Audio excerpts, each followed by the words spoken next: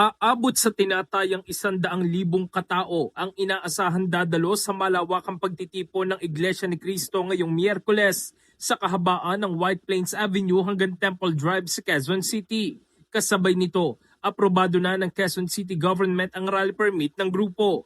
Ayon sa QC, Department of Public Order and Safety, pinapayagan ng mapayapang pagtitipon mula alas 8 ng umaga hanggang alas 8 ng gabi, pero kailangan sundin ang mga kondisyon.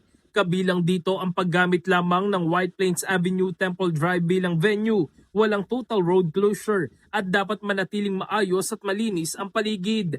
Dapat din hindi maantala ang seguridad at normal na daloy ng trapiko. Nilinaw ng DPOS na kung lalabag sa itinakdang lugar at oras, maaaring maharap sa kaukulang aksyon sa ilalim ng Batas Pambansa bilang 880.